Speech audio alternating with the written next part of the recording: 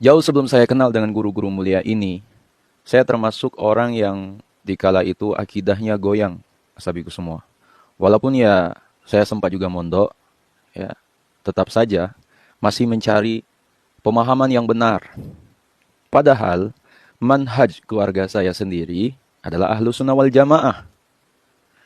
Masih saja saya ragu dengan pemahaman tersebut. Akibat penasaran tersebut dan kurangnya ilmu, pencarian tersebut pun dimulai saat saya mengenyam pendidikan di Universitas Islam Negeri. Ya.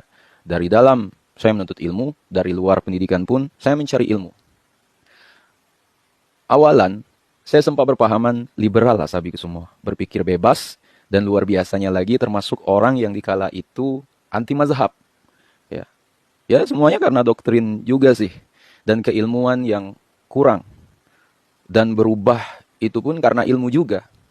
Nah, singkat cerita, sampailah saya jatuh ke dalam diri yang berpahaman Salafi Wahabi.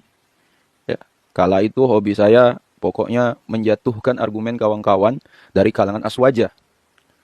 Segala pokoknya saya bid'ahkan. Mulai dari contohnya malam nisfu Sya'ban, ya, bawa air ke masjid dan lain-lain. Sampai dengan beraninya saya membawakan khutbah Jumat berjudul Maulid Nabi itu bid'ah. Mana waktu itu di kalangan masyarakat yang berpahaman Ahlus Sunnah wal Jamaah sabiku semua. Akhirnya ya waktu itu saya di tahun selanjutnya nggak dipakai lagi ya di masjid tersebut. Sabiku semua, singkat cerita, eh, sebenarnya ada banyak hal ya, yang menyebabkan saya kenapa bisa kembali kepada pemahaman Ahlus Sunnah wal Jamaah. Ya terutama karena sumber ilmu. Ya, banyaknya kitab-kitab yang saya baca dan perpindahan saya dari guru ke guru. Ya, tidak hanya satu guru. Ya. Nah, yang luar biasanya lagi, apalagi setelah saya tahu, kemudian saya tanya kepada guru-guru saya, ya, setelah membaca kitab-kitab, ya, kalau Syekh Al-Albani mengkafirkan Imam Bukhari. Hal itulah yang meruntuhkan segala kepercayaan saya kepada pemahaman Salafi Wahabi. Ya. Dan saya banyak sekali mendengar info ya, dari kalangan sahabat Aswaja ya, tentang propaganda Salafi Wahabi dalam melakukan tuduhan yang tidak berdasar kepada amaliyah Ahlus Sunnah wal Jamaah. Ya, itu memang benar adanya. Saya pun di kala itu termasuk orang yang melakukan hal tersebut, asabiku semua. Karena mungkin di kala itu kurangnya referensi saya terhadap ilmu. Ya. Mudah saja saya menjatuhkan dalil seseorang. Salah satu ulama panutan saya di kala itu, yaitu Syekh Nasruddin Al-Albani. Yang buat saya kecewa, beliau berani mengatakan bahwa hadis yang ada dalam kitab Sahih Bukhari dan Sahih Muslim belum bisa dikatakan sahih jika belum mendapatkan komentar dari beliau.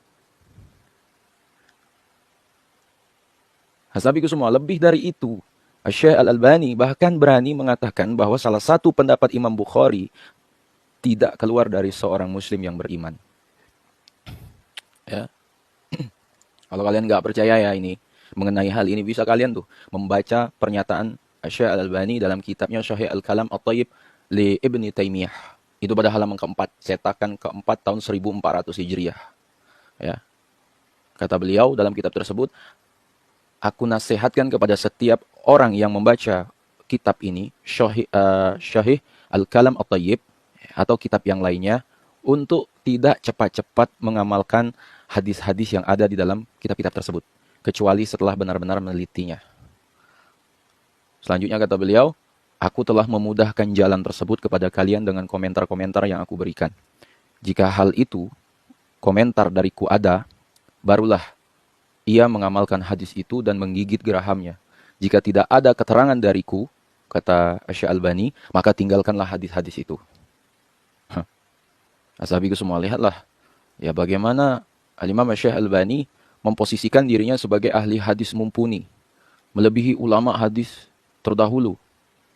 Beliau melarang kita untuk mengamalkan hadis sahih dari para imam. Ya, semisal Imam Bukhari, Imam Muslim, Imam Tirmidzi, dan lain-lain. Ya, kecuali setelah dikomentari oleh Syekh Al-Albani ya, bahwa hadis-hadis itu adalah hadis-hadis sahih. Azabiku semua, jika tidak dikatakan sahih oleh Imam Asy-Albani, maka tinggalkanlah hadis-hadis tersebut. Ya, maka tinggalkanlah hadis-hadis tersebut. Masya Allah, hebat sekali keilmuannya. Sehingga melebihi para imam hadis terdahulu yang hidup lebih dekat kepada masa Rasulullah. Jauh berabad-abad dari masa hidup beliau yang di abad ke-20 Masehi. Ya. Ashabiku semua, untuk lebih memastikan kehebatan diri beliau, beliau mengatakan, jika seseorang mendapati hadis-hadis sahih di dalam kitab Sahih Bukhari maupun Sahih Muslim, maka maka orang tersebut jangan mengatakan rujuklah hadis tersebut dalam kitab Sahih Bukhari nomor segini dan kitab Sahih Muslim nomor segitu. Tetapi katakanlah, lihatlah hadis di dalam kitab Sahih Al-Kalam At-Tayyib atau kitab lain yang telah ditahqiq oleh Syekh Al-Albani. Ya. Bukan hanya itu, beliau juga mendidik murid-muridnya untuk selalu taklid ya, kepada diri dan menghindari ulama lain. Termasuklah saya sendiri di kala itu. Yang jadi pertanyaan saya, bukankah Salafi Wahabi mengharamkan taklid kepada para imam mazhab?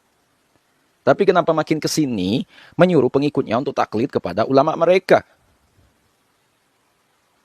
Ashabiku semua, dalam kitabnya yang berjudul Fatawa Al-Albani, beliau begitu jelas mengkafirkan Imam Bukhari. Dalam fatwanya itu disebutkan, ada seorang yang bertanya tentang hakikat Imam Bukhari, yang telah mentakwilkan firman kullu syai'in halikun illa wajhahu.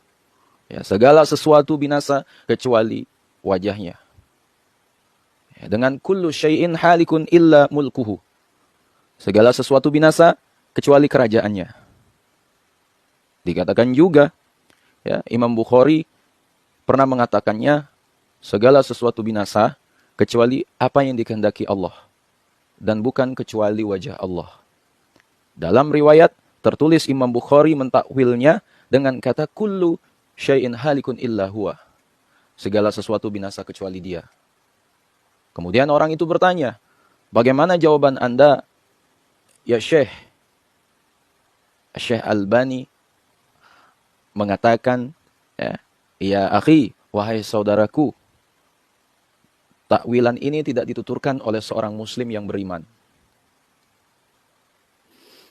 Ya, tentang takwilan Imam Bukhari ini, ya, sudah menjadi maklum adanya bagi kalangan Ahlussunnah wal Jamaah. Sebab hal itu memang sejalan dengan akidah umat Islam yang lurus dan benar. Ashabiku semua, hal itu sekaligus juga membuktikan bahwa Imam Bukhari juga mentakwil ayat-ayat mutasyabihat semacam itu, sama dengan para pendahulunya, yaitu para salafus saleh. Ya.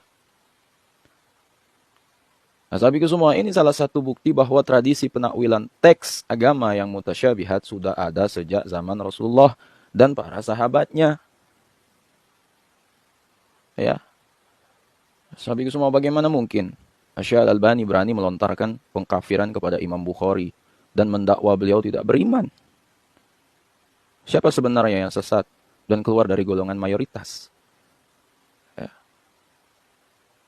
Berarti kala itu saya keluar dari golongan mayoritas dong. Penting saya sampaikan kepada teman-temanku semua. Banyak-banyaklah membaca kitab, banyak-banyaklah mencari ilmu. Mulai dari yang Arab, ya, kitab kuning, jangan yang terjemah saja. Dan carilah banyak guru. Perlu kiranya bagi kita juga untuk berhati-hati dalam memilih guru untuk belajar. Perlu diingat bahwa jika menemukan sebuah hadis yang terdapat tulisan disahihkan oleh Syekh Albani, maka kita harus mencari sumber aslinya terlebih dahulu. Nah, sahabatku semua, mungkin itulah hal yang dapat saya sampaikan.